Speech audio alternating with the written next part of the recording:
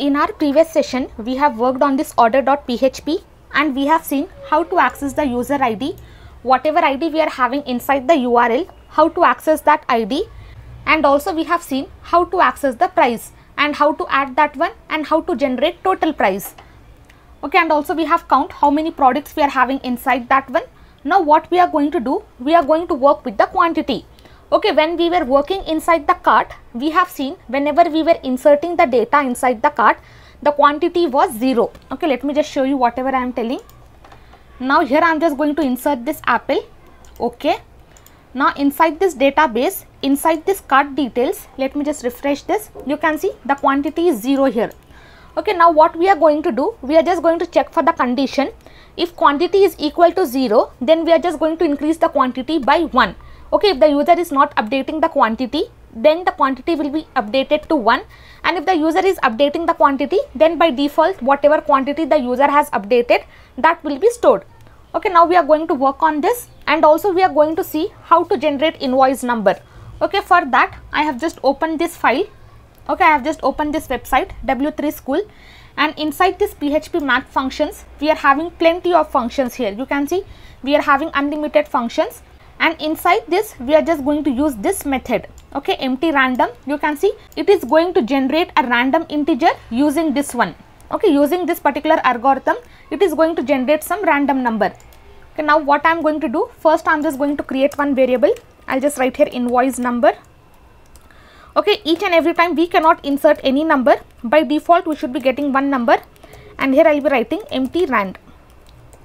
Now I'm just going to echo this. I'll just write here invoice number. I'll save this.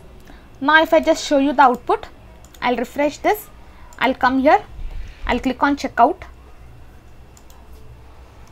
Pay offline. You can see random number is being generated. Again when I refresh, you can see again some other number is generated. Okay, each and every time it is going to generate random number, and this random number we are going to store as an invoice number. Okay, so I have just accessed this one. I'll just remove this. Next I'm just going to create another variable. I'll just write here status.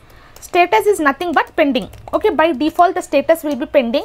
Whenever I click on pay offline, whatever items I am having inside the cart, that will be stored inside the orders table, and whatever status I am having, that will be pending. Okay, initially that is going to be pending. Once the order is confirmed, if the user has done payment for that, based on that the status will change. Now we are going to work with quantity. Now below this total price, okay, here we have accessed the total price. Okay, we have already seen this entire thing. Now below this I'm just going to write one comment. I'll just write here getting quantity. Getting quantity from cart. I'm just going to write this query get cart, and here I'll be writing select star from cart details. Select star from cart details. What I am doing here, I am just going to select all the data from the cart details. Then I am just going to execute this query. I'll just write here run cart, and inside this I am just going to write MySQL query. Okay, this we have seen plenty of times. Whenever we are writing this query, the next statement is to execute this query, and it is going to take two parameters, connection variable, and second, wherever I have written this query, I am just going to pass that one. What I have done, I am just selecting all the data from the cart table. I am executing this query. Now once it is done, I am just going to fetch that particular quantity from the cart table. So here I am just going to create another variable. I'll just write here get item quantity is equal to, using this MySQL fetch array, I am just going to fetch that one. I'll be writing here run cart. Using this particular thing, I am just going to fetch the data. Now what data I have to fetch? I have to fetch the quantity from the cart table. So here I am just going to create one variable. I'll just write here quantity is equal to, I'll copy this one. I'll just change the spelling. I'll copy this. Here I am just going to paste is equal to quantity. Okay, whatever quantity I am having here, let me just come here. Whatever column name I am having here, that is nothing but quantity. I am just going to paste that one here. I'll just copy the same thing because I have given the same spelling. I am selecting all the data from the cart table. I am executing here. I am fetching the data. I am just fetching the quantity from the cart table. Now once I fetch this one, I am just going to check for the condition. if my quantity, if it is equal to 0, okay, initially I have assigned the value as 0. Here I am just taking the condition. If it is equal to 0, then I just have to assign the quantity as 1. Okay, user can order one item. Then finally I am just going to create one variable. I'll just write here subtotal, and my subtotal will be the total price. Okay, whatever price I am having, okay, whatever price I am getting from here, that will be equal to my subtotal. So whatever price I am getting, that I have initialized to subtotal. Else, here I am just going to write else.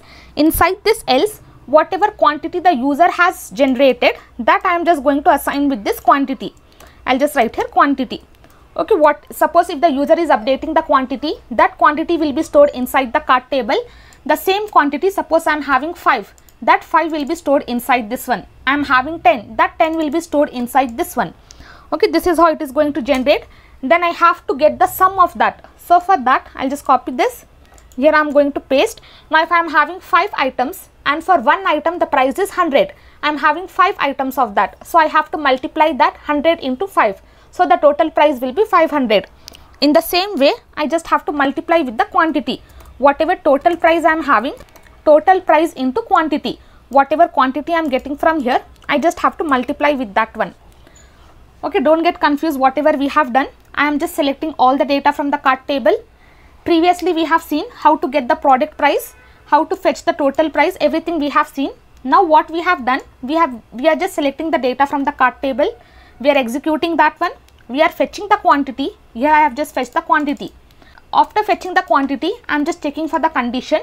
If quantity is 0, then I am assigning the value as 1, and whatever price I am having here, that will be initialized to this subtotal.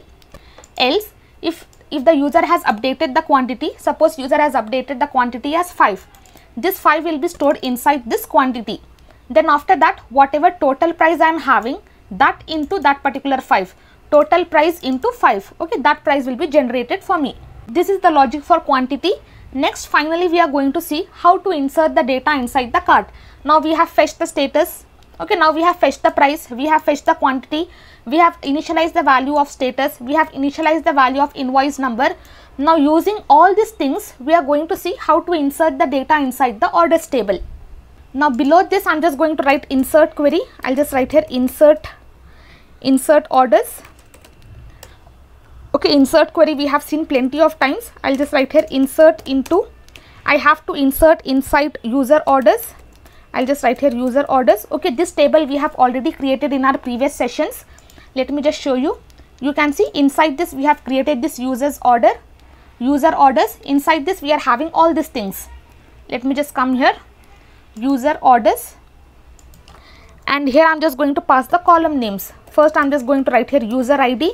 Okay, order ID we don't have to pass because we have initialized as primary key, and also we have assigned as auto increment. Then next I am having amount. Okay, whatever we are having here, I am just passing that one. I'll copy this. Next I just have to pass that one. Again I'll come. Next I am having invoice number. I'll just copy, and here I am just going to paste. Then I am having total products. I'll copy this one, and here I'll be pasting that. Then I'm having order date. Order date also I just want to insert. I'll just copy this one, and here I'm going to paste. And finally I'm having order status. Let me just come here. I'm just going to copy this. Okay, whatever we are writing here, that should be exactly matching with the column names. Okay, whatever we have written inside the table, that should be exactly matching with this. Then next we just have to write here values, and inside this, in same order, we have to pass the values here. First user ID. Our user ID is stored inside this variable. Okay, we have already accessed the user ID from the URL. We have stored inside this variable. I'll copy this, and here I'm going to paste. Then second is our amount due. Our amount due is nothing but our subtotal. I'll just copy this one. I'll copy this, and inside this I'm just going to paste. Then we are having invoice number. Invoice number is stored inside this variable. I'll copy this variable, and here I'm just going to paste that one. Then we are having total products. Our total products is stored inside this count products. I'll copy this, and here I'm just going to paste that one. Okay, in same order whatever we have passed here, in the same order I'm just going to pass the value. Okay, for date I don't have anything, so we are just going to write this now. Okay, using this we will be getting the date. Okay, at what time the order is submitted, that particular date and time I will be getting. Then finally status I have stored inside this variable. Okay, as you can see, this is varchar, so I just have to wrap inside single quotes. Okay, we are done with this. We are just passing the values. User ID, amount due is stored inside subtotal. We are having invoice number, total products. For date we are having now, and for order status I have just passed this status. Now once it is done, I have to execute this one. I'll just write here result query, and inside this I'm just going to write here MySQL query, and it is going to take two parameters, connection variable, and wherever we have written the query I'm just going to pass that variable. Okay, we are just inserting the data inside the user orders table. When the user clicks on pay offline, this all the logic whatever we have written here, that should be performed. Now below this I'm just going to check for the condition. If my result, okay, if my query is executed successfully, then I'm just going to display one alert. I'll just write here script, and I'm just going to close here script tag. Inside this I'll just write here alert. I'm just going to pass one message, that is orders are submitted successfully. Orders are submitted successfully. Okay, this is the alert I just have to display. Once it is done, okay, once I click on OK, then I should be redirected to profile page. Okay, that is the user profile page. I'll just copy this thing, and instead of this I'll just write here window.open, and inside this let me just remove, and here I'll just close this. Inside this I'm just going to write profile.php.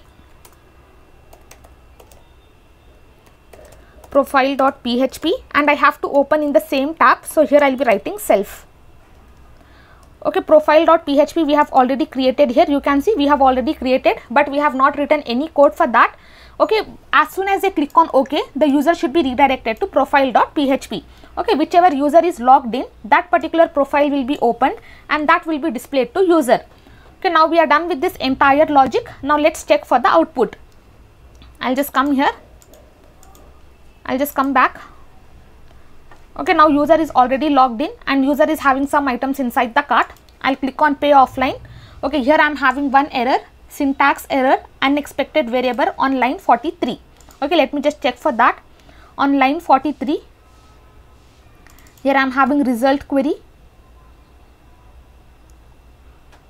Okay, here I have not closed. I'll just close this one.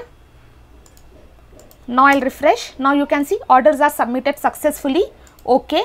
As soon as I click on OK, I am redirected to profile.php. Let me just show the table.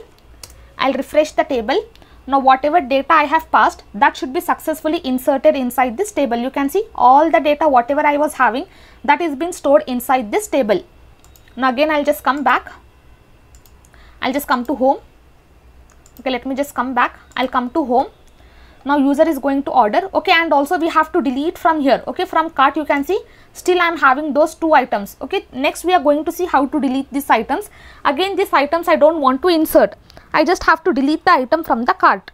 Okay, next we are going to work on this. Once the order is submitted inside the orders table, this particular cart should be deleted and I should not be having any items inside the cart. Okay, next we are going to work on that. Okay, so I'm not going to click on checkout because again the same products will be inserted. Okay, for better understanding, let me just click on checkout, pay offline, orders are submitted successfully. Okay, user is redirected to profile.php. I'll refresh this one. You can see again the same thing, but invoice number will be changed for this.